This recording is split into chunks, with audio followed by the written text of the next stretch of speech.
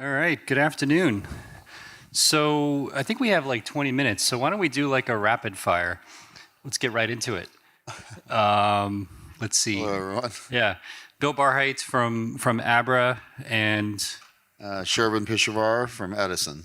yeah. So we're going to segue this into crypto, but before we do, um, let's pick three. Let's pick three CEOs.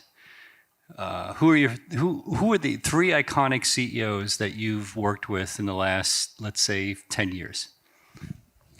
Well, I mean, as a kind of thesis of what I do, I look for the smartest founders that I can possibly find, and I've been lucky to have been able to back some great entrepreneurs.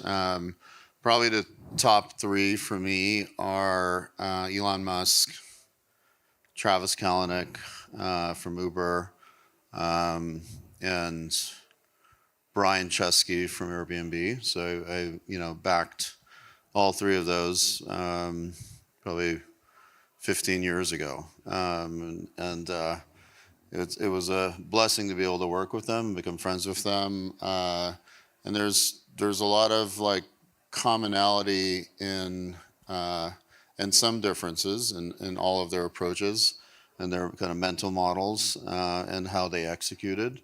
But there's no question that they created not just value in terms of the companies that they created, but they sent ripples into the world. They fundamentally changed our world. If you compare it to like 2010 versus 2025, each one of those companies has fundamentally changed many aspects of our lives. If you remember Uber, before Uber, what it was like to land in a city and not be able to push a button and get a car on demand and deal with the 333 taxi numbers that you used to have to call, and the frustration and the horrible customer experience that you had to deal with. Just a fundamental change in our daily lives. And part of what I look for in my investments, because my day job is a venture capitalist, I've been lucky to invest in great entrepreneurs and great companies and great teams, and have returned something like 7 billion in value from early stage investments, 88% IRR. Scares me because it's hard to keep up with that. So I might just retire. But it's an exciting time to be investing and looking for the future Elons, the future Travises, and the future Brians. I think in terms of not just their intelligence, probably in Elon's case and Travis and Brian, the number one trait that I noticed with them was fearlessness. They weren't afraid of anything. I mean, it was just, I saw it viscerally on a daily basis, and I think all of us have seen it in many of those examples. There is a courage and a resilience that exists, and a chip on their shoulders. And these are kind of signals that I look for in great founders. Is that the chip on the shoulder, has many different sources of where that can come from in one's life. But if you don't have it, you don't have something to prove to yourself or to the world. Um, it's hard to become as courageous as they are. And I think it's a source of courage. And I could give many examples of Travis. One time we were in a hotel room together in North Carolina, and it was the RNC. So we went to the DNCN and RNC to launch Uber back in the day. This is like 2012. And we had just launched Uber Taxi. So we didn't have taxis on Uber. And the taxi commissioner had told Travis that he can do that. and he worked really hard with the team to launch it in time, and it had just launched. And obviously, because we were fighting, the taxi cartels and the corrupt city councils and mayors of the world, I called them the taxi mafia, and we had death threats and all kinds of stuff going on back in the day, and they got to the taxi commissioner. So the call came in while we're in the hotel, and so I'm listening to this call, and Travis just tears the taxi commissioner apart, and he was so upset. He was like, "You gave me your word," and that's another thing is these guys, when they give their word, it actually means something, right? And so they're very principled, and these types of founders, and so in that case, I was just kind of watching it in awe, because most people in a taxi commissioner who could just block you from business immediately, block everything you're doing with one signature. Most people would be demure and diplomatic and oh, I understand. Like, okay, well, maybe we can get the taxi thing back up. What do we have to do? It was none of that. It was just like, no, you promised me. You said we can do this, and I looked at that and I was like, this is why I backed this guy, because it worked, and it also worked. That kind of courage actually works in our world. So I think, and maybe people in crypto who've been in, I've been in 10 years and doing this, actually 15 since the beginning of Bitcoin. I think what we can relate to is that what people hear, people on the outside might call crazy, right? Yeah. We simply call conviction and courage, yeah. Right? Because people don't understand why a Michael Saylor would have so much conviction for what he's doing, or why Travis would have so much conviction for what he's doing, because they haven't spent hundreds or thousands of hours working on exactly the same problem and given their entire life to the same problem and failed 6 other ways trying to solve the same problem. So I think that there's on the outside, what appears to be like a crazy element, which really isn't crazy when you're on the inside. It's just conviction and courage. Is that? Yes. Well, courage can look crazy, especially when people don't understand why you're being courageous about something. And a lot of times these types of founders are time travelers. They're seeing something in the future that we can't see, and so they're drawn to that future, and they have the courage and conviction to get there no matter what. And the other thing all of those founders came close to death. They stared death in the face. Elon was sleeping on the couch in his friends' houses when I met him. It was like 2008. Vantage, which is, I'm a venture capitalist, but I hate VCs. I'm a self-loafing venture capitalist. I think they can be absolutely horrible. You have to be very careful taking anyone's money. And because they can destroy your company. Look at what happened to Travis. Look what happened to Elon. Elon almost lost Tesla because Vantage partners decided they wanted to go after him, similar to what Gurley did at Uber and almost destroyed Uber, and fired one of the greatest entrepreneurs of our time. Idiot. So, yeah, Steve Jobs, same thing. Like there is venture capitalists are typically the opposite of what I'm describing of courageous, right? And so it's extremely important to be careful, who you take your money from, and look at their track record and their behavior with other founders, especially when things get tough.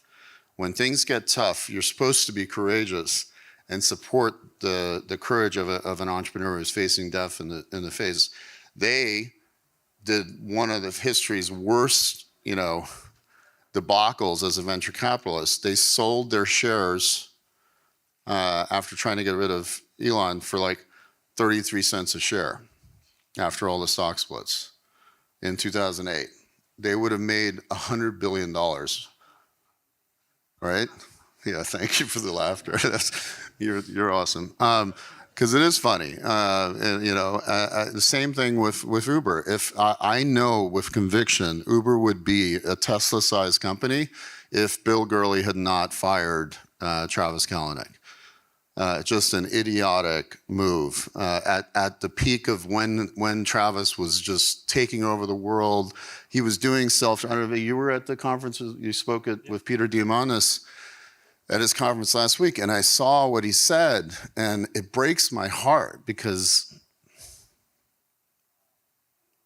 Travis had all of the vision. He had everything right.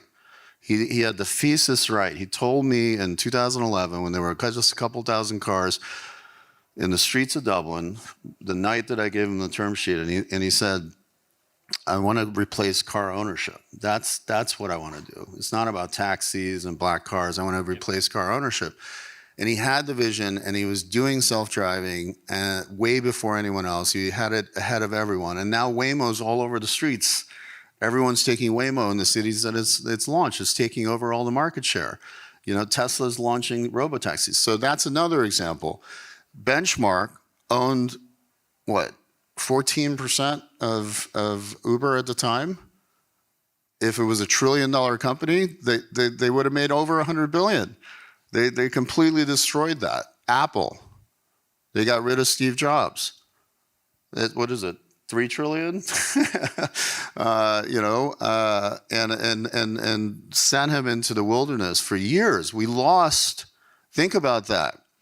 If Steve Jobs had actually stayed at Apple from 1989, 88, whenever they fired him, the world would have accelerated. We had to wait until he came back in order for him to have the platform again and do what he did at Apple with the iPod, with the iPhone, with the iPad, and everything else that's happened since. Yep. So those are some examples of courage and the lack of courage and the cost of those two things. Yeah, so people talk about grit for entrepreneurs, right, which is something that everybody in our space understands now, if you've been in the space more than 4 years. But I guess grit for the right investors is equally important, right? Because you're weathering a storm with the same people around the table, and you really are in the same boat at that point, right? I never thought of this analogy, but because VCs mostly ignored crypto, you guys were so lucky that you did not have VCs. Don't you all involved. feel You're so lucky, unbelievably lucky after the last 4 years? 100%. And then, do you know who acted as the VC that tried to destroy you? Gensler. Gensler was Bill Gurley. Like SEC was the VC of the crypto space. Right. That's what happened. Is there any press in this room? This is, okay. I just realized that. I never had that thought, but it's absolutely right. Yeah. Yeah. Well, maybe Warren promised him Treasury Secretary as well. So I don't know. All right. So greener pastures, right? So you've also, made a decision to obviously get into the crypto world. Although I think you've made some investments in crypto over the years, but we're thrilled to have you join Abra as co-chair with myself. What excites you? I mean, I could give my opinion, but are there a couple of themes that excite you now about our world, or you obviously have investment themes that, in addition to smart VCs, smart entrepreneurs, but what is exciting for you right now? Well, I mean, I joined Abra as co-chairman because of you. I think you're one of the smartest people that Do we have Abra staff? Oh yeah, over here. You taking notes? No, but I mean it. Right, Like right I don't join a lot of companies, and I'm excited about what you're working on. I think also the resilience that you and your team have shown, with the SEC going after you and surviving that and now thriving is just gonna, the timing is so incredible for Abra. So I'm excited about everything you're working on, and I'd love for you to also just touch on your vision and where you want to take Abra. Yeah, I mean, I think my whole career has been mapping Moore's law to where it's all going next, right? I mean, I've been very good at that from the other side of the table, right? VCs were good at that in the 90s and 2000s, and I made a career of doing the same thing, whether it was early internet, my Netscape days, or building mobile apps, or crypto, or whatever's next. Although I think this is it for me. I think the next 25 years is going to be rebuilding the banking system. So I fundamentally believe that where we've progressed in terms of compute power and AI integration. I think that the entire banking system needs to be decentralized from the ground up. I think it needs to go away. I think Chase is Blockbuster. And I think I'm sorry if there's anybody here from Chase, but I used to say this to my friends at Blockbuster in the 90s as well. I think that the biggest banks in the world in 20 years are going to be 100% based on DeFi rails. And I don't know if it's going to take 5 years or 20 years for $100 billion companies to emerge that leverage DeFi. So I'll hedge and say 20, but I actually think it's going to be faster than that. And so our goal is simply to facilitate that and make it happen faster, right? Whether it's yield, lending, institutionalization, tokenization of real world assets. And by the way, everybody here talks about tokenization of real world assets. Does anybody actually understand why you would want to tokenize real world assets in the first place? It comes down to fungibility, right? So the ability to create a decentralized marketplace where you have fungibility between two assets that normally are not easily fungible, right? I used to when I was a kid, I worked in private placements at Goldman before I got singing and went back to tech. And, private placements in those days would take 4 months to close. And so now we can tokenize assets and you can borrow against real estate using Bitcoin. You can trade Bitcoin for, stocks. And that's all basically because we're going to have these fungible real world assets. Why shouldn't I be able to borrow against my Abra shares or my Apple shares or my Coinbase shares the same way that you can borrow against Bitcoin using Abra today? So I think this whole idea of decentralization is definitely the future of banking, but it's going to require usability, meaning it needs to be accessible to consumers, businesses in a way where they don't have to understand what a money market, how it works. They don't want to understand the innards of how a decentralized lending marketplace works. And so it's going to behoove all of us to put the right user experiences and service layers on top of that take advantage of at least the first generation of lending and yield and trading capabilities that lead us into what I think is going to be just a fully decentralized banking system. And that's our vision. I came for the decentralization, as we say, and I'm staying for the decentralization. It started with Bitcoin, and it's evolved, since then. But so we have 2 minutes. So do you have any other investment themes? I have my own thoughts about AI. So obviously, everybody's talking about AI now. I think the intersection of AI and crypto is going to be massive, like the second coming of smart contracts. Are there other aspects of AI that you're looking at, like data centers or other things in that area? Yeah. So I've been doing investments in AI and quantum computing for well over 10, 12 years. I think AI is getting all the attention, but quantum computing is kind of like the hidden sibling in the basement, and it's starting to graduate. So I've been lucky to back a few quantum companies that I believe in. One is IonQ, Psi Quantum, and the other is D-Wave, which we took public with a SPAC that I started called DPCM with Emil Michael, who's the new Undersecretary of Defense, and for R&D, and Eric Schmidt. D-Wave is doing quite well. And quantum took 20 years of R&D to get to where it is today. I've been tracking it since my Berkeley days. And it's going to accelerate our compute capabilities in a way that is, hard for the human brain to really imagine. But Psi Quantum, for example, is going to get to 1 million qubits using photonics, light. And I've been in the foundry, I've seen it.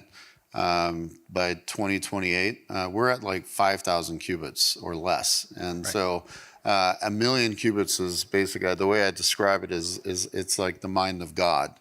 And so all of the things that we have with AGI and GPUs and everything that's happening is with our current compute capabilities. We're about to basically take that to the moon. And so I call it kind of quantum AI convergence. And when that happens, all the acceleration that we already feel, that feels historic, where every day is a week and a week is a month and a month is a year. That we can see it viscerally, we can feel it every week. Something's happening, whether it's DeepSeek or some other massive news or the development, and so the idea of also encryption is under threat. Yeah. Because at those levels of compute, it's going to be you're going to be able to crack Instantaneously. yeah. Yeah. The final thing on that is like just think about in a world where you can't encrypt things, then we're going to live in a radically transparent world where it's very difficult to keep secrets for governments, intelligence. It'll have obviously implications for crypto. And so there's massive amounts of disruption that are going to happen. That's right. And I think that's also an opportunity. Yeah, I would say for institutions, the way I would look at it, maybe this is a parting thought for something you got to prepare for, is that remember the millennium bug, 1999, everybody thought every computer system was going to fail in 6 months. Well, this is more real than that. I would say we need a moonshot level investment in kind of rethinking quantum readying everything, right? And it's going to take a decade. But as a former cryptographer, the good news is I can tell you that there's a lot of work being done in kind of quantum ready algorithms for a lot of this stuff. And so a lot of the base layer stuff that we're all using is definitely going to have to be upgraded. But the good news is, so is everything else, right? Like crypto is definitely on the list, but so is your banking system, your government systems, your everything, right? So yeah, all of it. So as quantum goes, so goes the rest of the universe, including AI. So maybe we'll leave it there since we're getting the evil eye. Yeah, just to scare everyone at the end. All right. We'll get back to work, so it's all good. All right. Yeah. Thanks, everyone. Thanks, Shervin.